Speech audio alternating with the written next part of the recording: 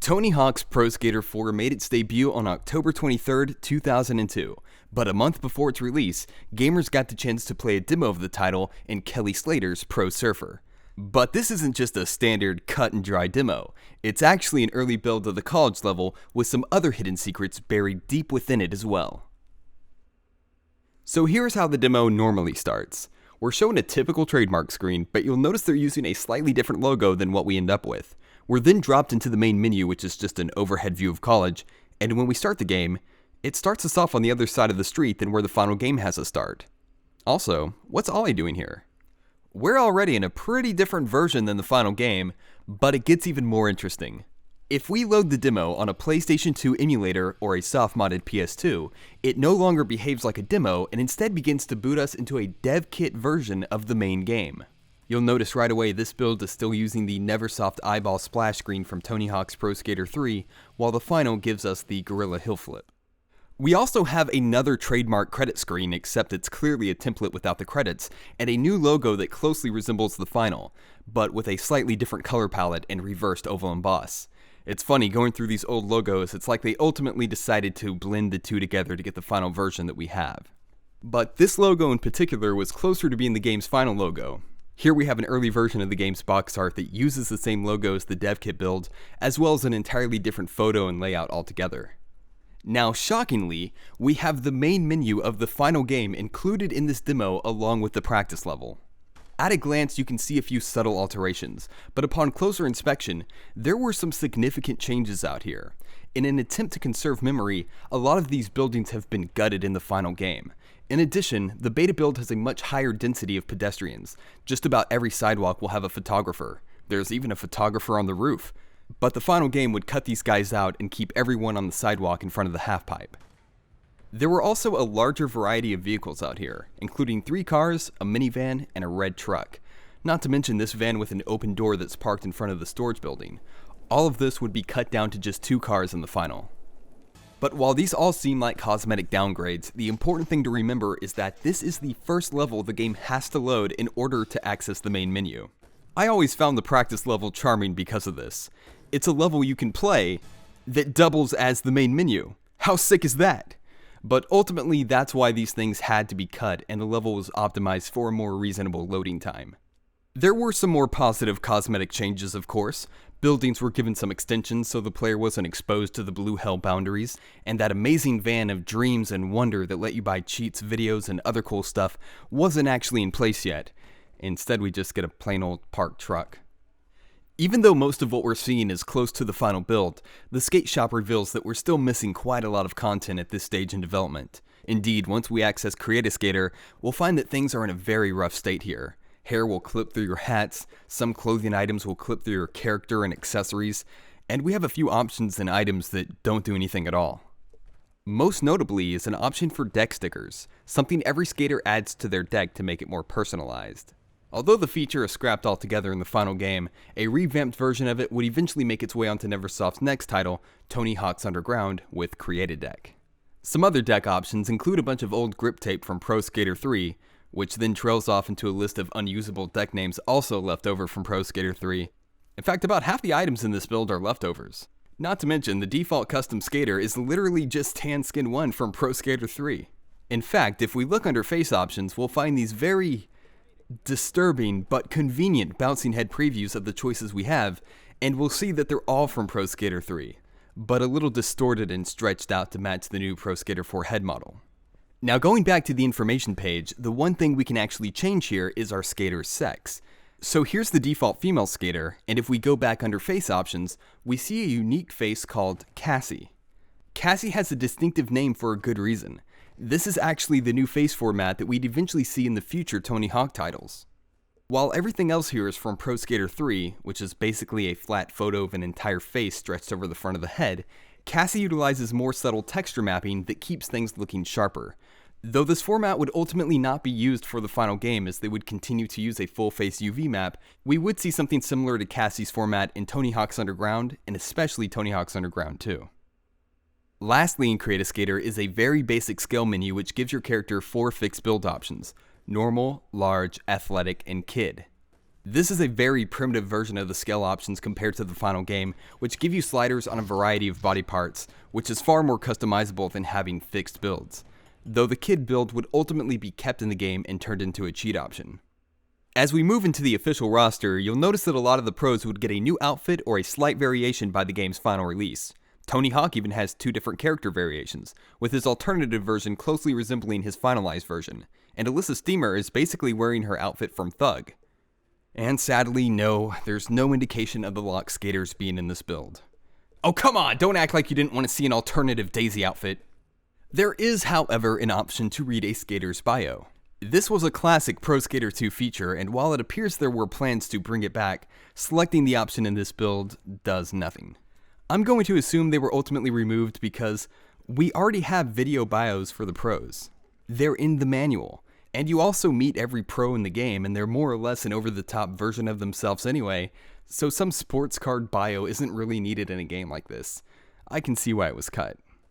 Also on the character select menu, it seems like there were 2 different pro goals at one point, though the first goal is already completed for every skater. This could have been some goal completion test baked into the build because apparently 5 of 99 goals have already been completed by the time this demo was printed, but we'll look into those other goals later. Now, when trying to access the level select menu using Tony Hawk's alternative character or the custom skater, it causes the game to instantly crash. Every other character works as intended. The menu shows every level in the game, but in this build, Chicago is simply named Hoffman, and the menu itself is just a menu that pops up besides the character.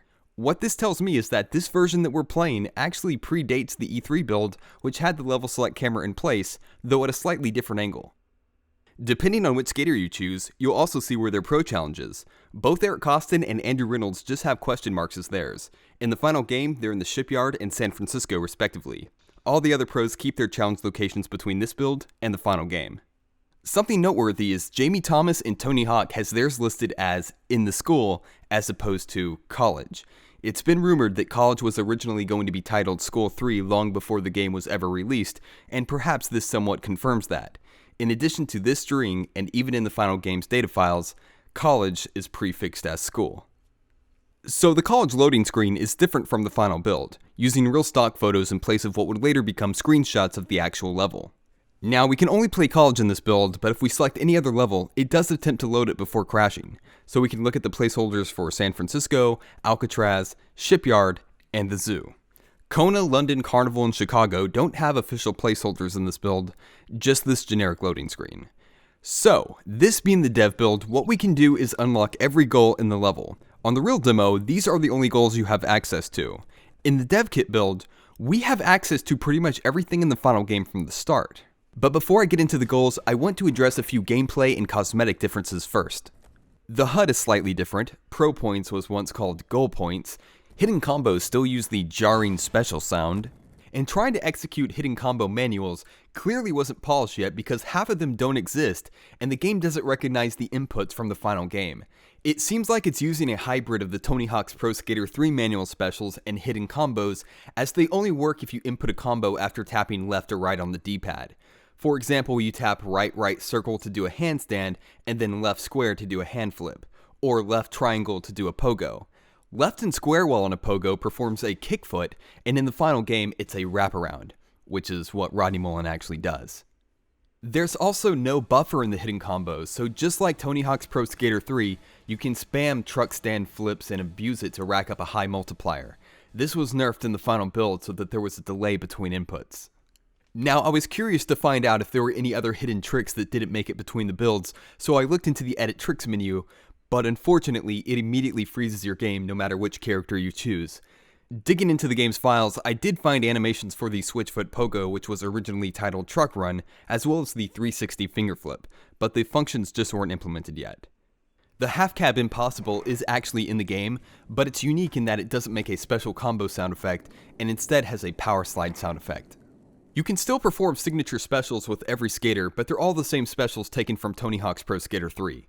As for some other tricks, Body Wrap is known as Between the Legs. Kickflip Superman behaves as it did in Tony Hawk's Pro Skater 3, and not a holdable grab. Christ Air will automatically rotate your skater 90 degrees in the animation, much like Pro Skater 3, but way rougher. In fact, this trick along with Sack Tap are still listed as special tricks in the game's files, and still use the same animations from Pro Skater 3, which is why they look a little distorted in this build. You'll also hear the sound effect play twice simultaneously because of this. But yeah, most of the stuff I found are just leftovers from Pro Skater 3, like the visiting home manual is in this build, but there's just no way to perform it. However, what you can do in this build that was cut from the final game is the handspring layout, and strangely enough, it's assigned to the alternative version of Tony Hawk. In fact, Tony Hawk's alternative version has all the special moves as Private Carrera from Tony Hawk's Pro Skater 3. Well played, Neversoft. But now let's talk about the differences of college. For starters, the skybox is the San Francisco skybox. This truck from Pro Skater 3 was replaced in the final game, and you can still perform a car plant on it. There's also a larger variety of vehicles that populate the streets. The glass to the cafeteria isn't breakable, but you can still corner glitch in here, and you'll find the collision detection for objects are very inconsistent. Some are rigid, others get knocked around, while the final game cuts through these objects like warm butter. There's only a few minor texture tweaks throughout the level, and there's a few walls that ignore camera collisions altogether. The most obvious case is when you jump through the clock tower. The camera literally pops out from inside the face of the clock. And that leads us to what I think is the most drastic difference of college. These two rails, completely absent in the final game, and I guess for good reason. They don't have any flow to them whatsoever, and I can't figure out how they would even be used. They're just awkwardly placed up here.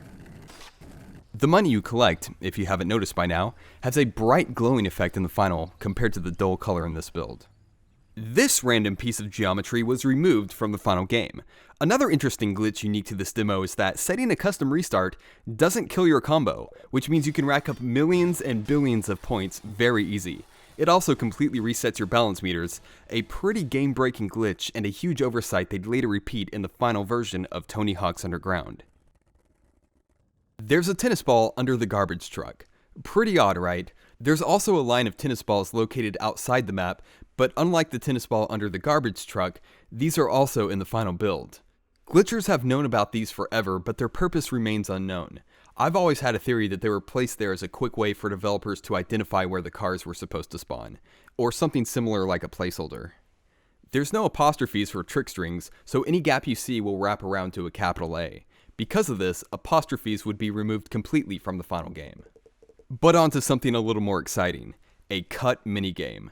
Impress the sorority girls. If you do a manual up here, a countdown from 9 will begin, and if you manual long enough, a sorority girl will walk out through the wall, give a little wave, and return. Now I'm wondering if there's an even earlier build of college where a doorway would be here or something that would make this make a little more sense. Although it's removed from the final game, you can still hear the girls giggling near the frat boys. Another, less hidden removed activity are pedestrian bets. This guy will randomly spawn either near the starting stair set or the flagpole. Basically, he bets you money to do a random trick down these stairs within 5 tries, or grind around the flagpole twice within 5 tries. If you lose the bet, you get a little message that says you've lost, but you don't actually lose money. I did some digging in the game's files and found some additional dialogue by the pedestrian that never actually gets triggered. If you failed an attempt, he would say, "Not quite," "Not even," "Try again," "Not even close," and "Out of tries." If you decline his bet in the game, nothing happens, but there was originally dialogue for this as well. This includes him saying, "Whatever dude," "Wimp," "Go fuck yourself," and "Fuck off." Also, we can't ignore this VHS tape. Collecting hidden tapes is a classic goal for the series that was in every game until Pro Skater 4. Why was it removed? Your guess is as good as mine. Personally, I think it just didn't fit well with the new goal format, and also VHS tapes were pretty much obsolete by 2002 anyway. Also in this build is a poorly implemented river combo stopwatch that you've probably seen a few times throughout this video already. It doesn't matter where you are, if you cross this invisible river threshold in a combo, it will start. It doesn't even really make sense, like I can't possibly think of why you'd ever want to know the length of your combo in the river of all places, but the same stopwatch function would make its way onto Alcatraz in the final game, where it fits in a lot better. But now we are going to talk about the main goals of college. Surprisingly, every goal from the final game, besides the Race the Inline Skater Street Luge goal, is in this build. There are a few differences, however. In high score, you originally had to score 50,000 points, and in the final, it's 40,000. Another difference is Jamie specifically points out that he's unlocked Pro Set 3 objects for you, where it's left unset in the final. Collect the Skate letters has a different starting location and route than the final. It's also way easier. The final game has these things spread further out, and in this build, they might have well have just been combo letters. Speaking of which, Collect the Combo Letters has a more complicated route and also a different starting location than the final. Get Back at the 5 Frat Boys has this placeholder audio. No, not the beer, the humanity. Nail the Tricks, Clock the Jocks, Pro Score, and 6 Score are pretty much the same, and surprisingly, Gap Between the Floats is also exactly the same, with some minor intro camera adjustment. Indie the Spine Transfers had you perform an indie on these 2 ramps. In the final, they just keep it on the tennis court ramp, and they have you do 2 other tricks to build up to the indie. By the way, Atiba isn't the photographer yet. Instead, it's this generic skate mag photographer. Warn the Other Skaters has this atrocious placeholder. Suspect last seen at the philosophy building at school. Suspect last seen at the philosophy building at school. Skitch the Professor's Car is surprisingly playable in the demo, but sadly there's no awesome news coverage audio. Even hearing placeholder audio of that would have been something, I'm sure. It's also extremely buggy, so while we're here, let's have some fun with it. In this version of the goal, there's a timer. While that implies you have 3 seconds to skitch the car, you could also not skitch the car and jump off into a different combo like a manual or a grind. As long as you're in a combo, the game just lets the script play out as normal. And yes, I'm totally cheating here, but it's for science. So while the car races around the campus and comes back, we could just grab onto it at the last second, and that triggers the goal to complete like normal. In the final build, there's no timer, but you still have like 3 seconds to skitch the car, and if you're not on it by then, it's an instant fail. So this is new territory for us. What happens to the car when it circles around the school and we're not hanging on? It keeps going and then despawns. I don't know what I expected. Well, this is still a groundbreaking discovery. I'm assuming they reached 88 miles per hour and went back to the future. No doubt devastated by how this series turned out. Well, I'm sure the first caveman to discover fire must have touched it. What happens if we skitch past the goal trigger? The game crashes. Awesome. Moving on, Officer Tom's banners are different, and we also have some placeholder audio. Stop the banners! Stop! Grinding the banners down doesn't produce a shatter animation, they just despawn, which is probably why they chose to make the glass to the cafeteria unbreakable for the demo. The pink elephants are different and less flashy in this build, but everything else, including the elephant sounds, are the same. Medal the Competition is the exact same except it's given to you by Bob Burnquist and not Rodney Mullen, and you're not judged against any other pro. Also, you can clearly see the misplaced tennis ball here because they despawned the garbage truck for this goal. Nail a 900 is now Nail a 360 varial McTwist. The 360 varial McTwist was added late into the game's development because Tony Hawk became the first person to ever perform the trick just shortly before the game was set to release. In fact, when he tells you in the game that he just learned it himself, he really meant it. Tony considers this trick to be more complicated than the 900, and he's only ever landed it twice in his entire career. Combo the Benches, Stairs, and Flagpole got a complete rebalance. The beta version gives you 2 minutes to do a 5,000 point combo. Yeah, okay. The final game gives you 10 seconds to get a 50,000 point combo. A drastic difference. Get all 4 masters lip gaps. Okay, well first off, genius is spelled wrong, ironically. I know there's been a lot of differences between the dialogue that I haven't pointed out, but I just had to point that one out. This one plays out just like the final, except one problem. The Masters in English gap hasn't been implemented yet, making this goal unwinnable.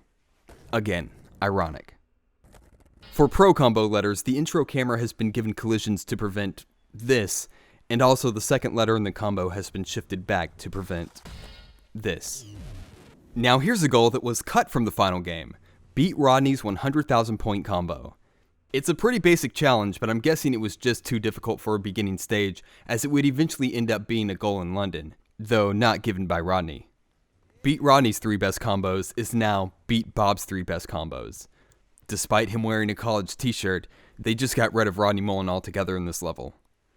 And now finally, we have the pro goals. For Tony, much like all the pro objects in this build, his ramps are completely shabby and it looks like it was built by a couple of 12-year-olds, which honestly makes this entire thing hilarious. The goal is pretty much the same in the beta, except just one problem. They want you to perform a cannonball. Tony doesn't have a cannonball as one of his default tricks, and since editing our tricks will cause the game to freeze, this entire goal is impossible to complete. So yeah. Oh, look, hey, it's our old tennis ball friend. What's he doing here? What are you doing here?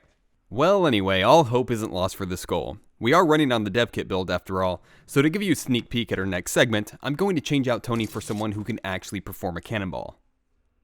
So after this, much like the final, the half pipe moves and we're given a new set of tricks, except now they want a crossbone. Tony also doesn't know how to do a crossbone, neither does Steve Caballero, so once again we'll change to a character who can. Then finally, after all that mid-goal character switching, we're given a list of tricks that only Tony Hawk himself can do. Completing this goal gives you a ton of cash. The final game gives you $1,200 for every pro challenge you complete. This build gives you $1 million. And now last and certainly least is Jamie's pro challenge. The only thing that changed was the nose grind the elementary school rails objective was once 180 nose grind the elementary school rails. Though it doesn't actually matter if you do the 180 or not, it still counts. And that does it for all the goals in college. I also want to mention that within the game's files, there is a ton of dialogue for goals from nearly every level of the game. Some of them are different, some of them are new, much like what we just went through, but for this video, we're just going to stick with the stuff that we can play. And with that, we're now going to move into the super duper fun game-breaking debug options of this build. A sneak peek at the methods and tools used to craft such a fantastic game. Actually, some of these options don't really do much, but are intriguing nonetheless. For instance, we can change the game mode, our character, and even open up Create-A-Skater all from within the pause menu. Though, Create-A-Skater will freeze the game if you try to edit head options here. Screen mode has an extra option to hide the HUD, which is always appreciated. It would later become an official option in Tony Hawk's Underground. Sound options replaces the random and in-order functions with always on and goals only, as in music will only play if you're in a goal. It's actually broken in this build, it works as soon as you enable it, but once you complete a goal, the music will continue to play anyway. In the cheat menu, we have an unlock all levels cheat, which is kind of in the final game, but not something you would toggle on or off from the menu. First person mode from Pro Skater 3 made its way onto this build, but why this cheat was ever removed in the first place? Who knows? It's honestly a mystery. And all these other cheats below that are like some kind of makeshift debug functions, like adding just one goal point to your career or marking everything as unbeaten. There's a menu dedicated entirely to restart locations. Basically anywhere your character spawns either in a goal or in multiplayer or through a warp are listed here. There are some interesting choices, like 2 restart locations that clip your character inside the ground so that you're floating forever, and an option that puts your character outside the level boundaries. And much like in the final, in this build there's 2 combo letters placed out here. What their purpose is, I still have no idea, but again I assume it's to act as some kind of placeholder for where the vehicle should spawn, and they just weren't removed in the final build. The last items we're going to look at in the restart menu are these 2 elevator floor 2 restart locations. You can't access the elevator in this build, and ultimately it'd place you on the roof in the final game, but I guess at some point there were plans to take you into the cafeteria, which always made more sense to me because there's an actual elevator there, but placing you on the roof is just more practical. Now we're going to enter the official debug menu. View models shows a list of all the level models that have some kind of animation property to them. Choosing an item on the list doesn't do anything, but I can only assume it's trying to project the model from the development system to a PC output, which isn't gonna happen on an emulator. But all the models from the final game seem to be here, even these oddly specific vehicle models. We have another more bare bones Create-A-Skater menu in the debug options, and unlike the alternative version we looked at earlier, we can edit head options without the game freezing. We can also remove all clothing items, change board graphics, and even edit the pro models themselves. So it's basically the more powerful Create-A-Skater. Set Pro Skater is just a bare bones character select menu. Menu Test tries to do something, but ends up crashing the game. Toggle Profiler pops up these little graphic bars that monitor the game's performance. And Start Auto Test attempts to cycle through all the levels before performing a series of menu and goal tests. But since this build doesn't include any other levels, it locks up as soon as it hits San Francisco. Wireframe Toggle is where we get into some awesome stuff. I'm actually going to lower the resolution for this section so we can see the wireframes a bit better. So there's like 3 versions of this you can toggle. Pressing the option once toggles wireframe with color-coded wire based on its object's class, which are these 5 choices we have below. So for example, objects you can wall ride are yellow, objects you can grind are green, and objects you can get air with are red. Toggling it again changes the color so they're no longer color-coded based on their class, but are different so you can see which objects are supposed to be grouped together. And then we have a third option which crashes the game. Actually, when you choose the wireframe toggle option, it almost always crashes the game because it enables the wireframe classes to appear all at once, which I guess is too much for the game to handle. That's why I've glitched so far out of the map so that there's less objects to look at and we can enable things without crashing. But if I turn back towards the map, we crash. Thankfully, once you enable wireframes, you can then choose any of these 5 options to isolate which class you actually want to see. So here's vert polys. Anything that's blue means there's a gap associated with it, and anything that's red means you can just vert them. Apparently there's some vert properties in the street right here. Not sure how it would work though. So isolating the wall ride polys reveals a few things for us. One thing that just bugs the hell out of me in this build is that the clock tower has no wall ride properties. It just feels so wrong. On the other hand, the second floor hallway of the engineering building has complete wall ride properties, and honestly it feels better this way. Show trigger polys is awesome. Basically any gap or warp or something that triggers a script of some kind will be outlined. So for example, this plane here outlines the trigger for the clock tower. But everything's blue and it's hard to tell what's doing what. So that's where the second wireframe toggle comes in handy. Now we can see which triggers are supposed to go together, like this quarter pipe gap trigger, or even the car plant trigger that was removed. Even though we can't access the elevator warp, we can see that it's here. And we can also see that the Masters in English gap is not here. Not to mention that river combo trigger that extends all the way into the sky. Some of these triggers, I honestly don't know what they do, or if they were supposed to be part of old geometry that was removed from an even earlier build. Another option we have is called Show Camera Polys, which basically shows every polygon that is visible to the camera. And of course that means the game will crash if we look at too many of them, so there's not much we can do with it. Show Not Skatable shows any piece of geometry that puts your character into a suspended animation. And now we have a new item on the menu that isn't exactly related to wireframes, but then again, I'm still not really sure what it does. It's called Check for Holes Slow. It sounds very sexual, and it is slow. It runs through some kind of check and then shows these wires popping out of the ground. So I thought maybe it's literal, like it checks if there's a break in the geometry. But it's not here. So maybe it's like where the polygons meet. But that doesn't seem right. Apparently it's supposed to show the uncovered areas that are completely surrounded by geometry or holes in the mesh, but I'm just not seeing it though. Rail Display Toggle will highlight every object you can possibly grind, even the invisible ones. This reveals that at one time, earlier to this build, there was a ramp here. Although the geometry was removed, the rail and gap associated with the object remained. They'd have this cleaned up by the final game though. Next up we have Keyboard, which pops up an on-screen keyboard that doesn't do anything, while Screensaver brings up the demo menu, and if you choose Start Game, it sends your character into the beginning game run animation. A few things I found you can do with this are store your combos and skate around with them, override scripts and camera options, and you can also clone Bjorn in the tennis minigame. Oh yeah, we're definitely in Matrix mode now. And finally, we have Statistics Test. It brings up a bunch of fixed stats that don't change. So I guess the test is a failure? And that about does it for college. But I still have like 3 things to show off, so bear with me.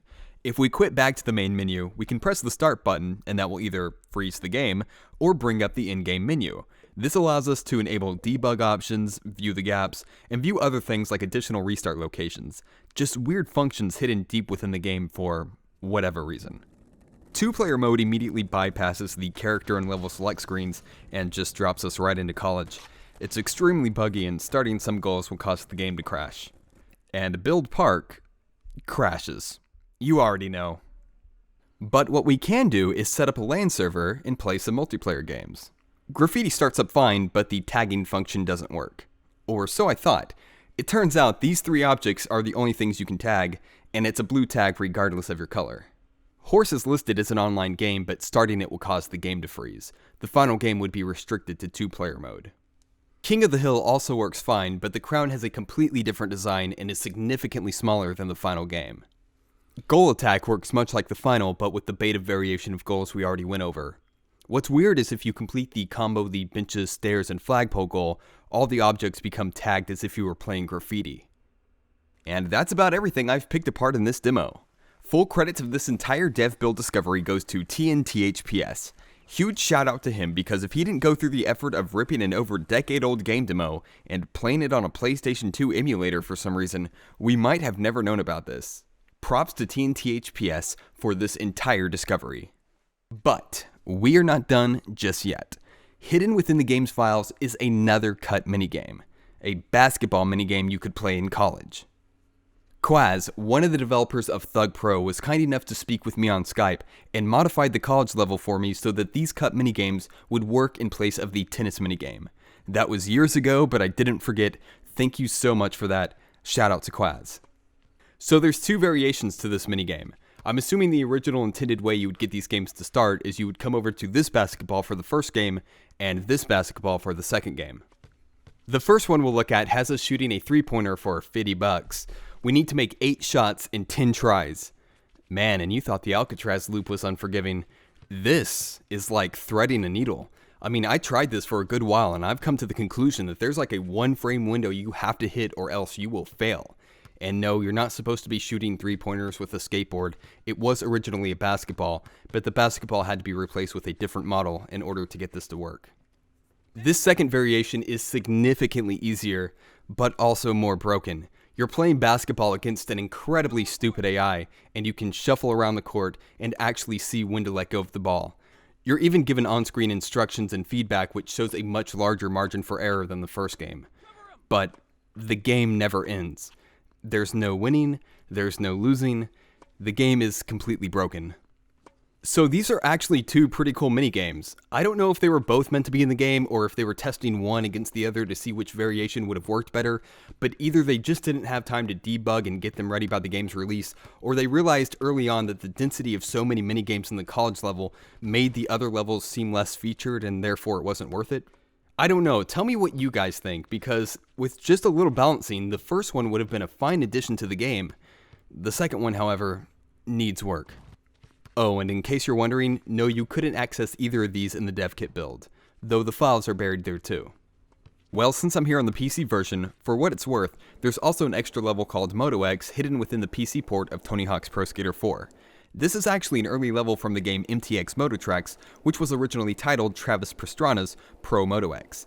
MTX Mototrax was also ported to the PC by Aspire Media, the Austin-based company in charge of porting the Pro Skater series. So I'm guessing they were working on both games at the same time while using Pro Skater 4 as the test engine, and this level happened to get overlooked. Pretty cool. And homies, that's about it.